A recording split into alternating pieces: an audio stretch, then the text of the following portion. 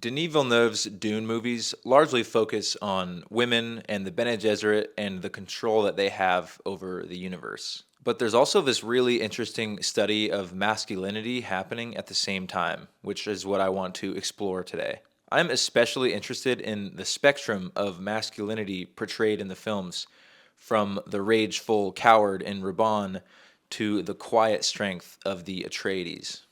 I think masculinity can be studied really well under a couple of conditions. How they treat someone they have perceived power over, how they react to verbal confrontation, and their ability to control their emotions at the right time. Some really great examples of healthy masculinity in films, I think, are Aragorn in Lord of the Rings, Bill Nighy's character in About Time, and Paul and Duke Leto Atreides. And before you come at me in the comments, I'm exercising a lot of nuance when it comes to talking about the Atreides men and healthy masculinity. What I'm not saying is that peak masculinity is starting a religion and killing billions of people or creating a propaganda machine, but I'm saying there are some really interesting and healthy masculine traits that the Atreides men carry that I want to explore. I'm going to start on the left side of the spectrum with the beast Glossu Rabban.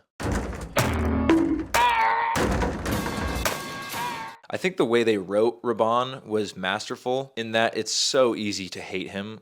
He is this stereotypical loudmouth whose first resort in a conflict is immediately violence. Even comparing him to his brother, Fade, he is so much more unlikable. With Fade, there's still, this sense of honor.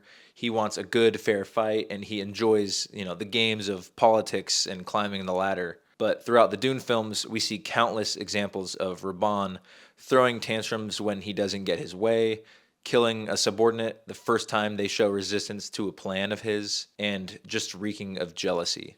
A core moment for his character is when his squadron touches down on Arrakis in search of Muad'Dib, and he starts yelling into the darkness, brandishing his weapon, and then as soon as Muad'Dib appears in the smoke, he runs away. He is the worst part of masculinity. He runs his mouth, he hurts his allies, abuses his power, and then runs away in the face of danger. The reason I think that the Harkonnen men act the way they do is that because from childhood, only negative behaviors are reinforced. It reminds me of in Megamind how he's raised in a prison by criminals. He didn't stand a chance being a good guy while under this system. Only negative and wrong things were being reinforced to him. And he's bald. The Harkonnens use their copious amounts of wealth and power to hold dominion over Giedi Prime and its citizens. And to go even deeper, this is a really interesting example of one of the main themes of the books, which is how heavily we are influenced by our environment. You take two sides of the same coin in Paul and Fade, both heirs to powerful houses with promising futures. You place one on a water-rich planet that sustains life with a father who lovingly and carefully raises him, and place the other on an industrialized, brutal planet that actively destroys itself with a father who uses him like a chess piece, and you get very different people. And I don't need to go into this video, but the similarities and the parallel path that Paul and Fade are set on by the Bene Gesserit and their heritage and their fathers is really interesting, and I think those two characters especially are a really great way of showing the contrast of our environments and how much it matters where we're raised, how we're raised, and who we look up to. Something that the Dune movies did really well was make Paul and Leto's relationship feel so genuine. You can tell that Paul has watched and learned his father's ways, and there are a couple moments where they act very similarly, which I want to talk about. At the beginning of part one, we see Leto standing across from a representative of the Emperor, and in an important moment, we see him carefully approach his position on the stage. Then he delivers a strong reminder of House Atreides' power. He holds this sort of quiet, reserved power about him. This moment is mirrored at the end of part two by Paul. When he approaches the Emperor, he takes controlled and focused steps towards him before delivering a strong reminder of the House Atreides' power. We get to see Paul and Leto have these similar mannerisms and methods for dealing with conflict, which I deeply appreciate that they took the time to match this father and son and how they would react in these scenarios. When Paul watches Leto while he's being raised, and he learns how to handle things and how to react and when to use, power. Another healthy masculine trait we see in them is their respect for their fathers.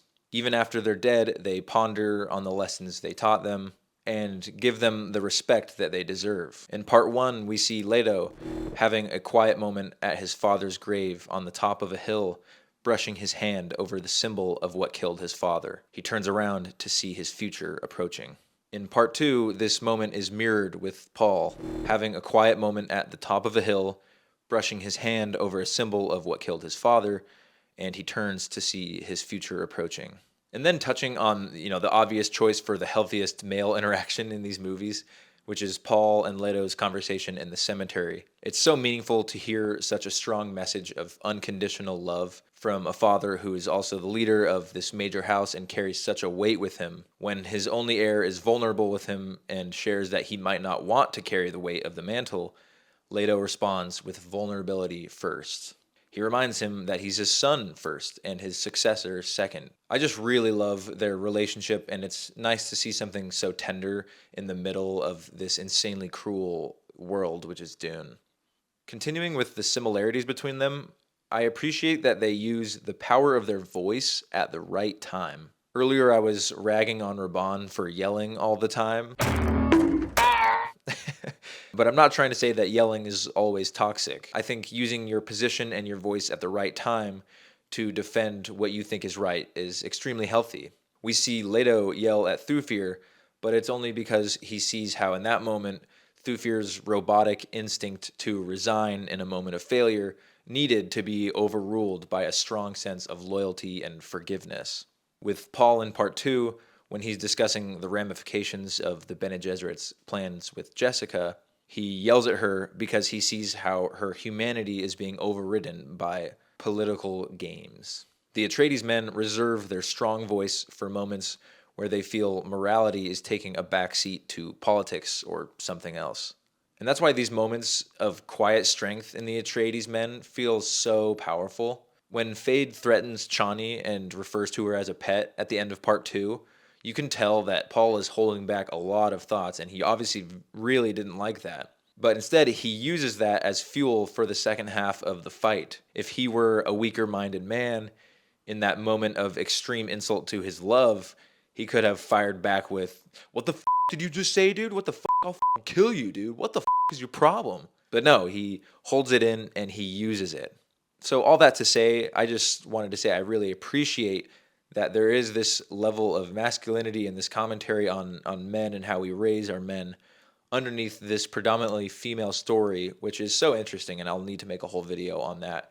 I've made a lot of posts about all the interesting feminine voices and presences in the movies, but in this specific video, I just wanted to touch on healthy and toxic masculinity. If you enjoyed this video or you want to see more like this, I would appreciate if you liked and subscribed. I don't actually know how much that does, but I think it does something. And I really want to continue making stuff like this and talking about the deep details of these movies, because I think these movies really do deserve as much dissection and analysis and love that they can get. So subscribe.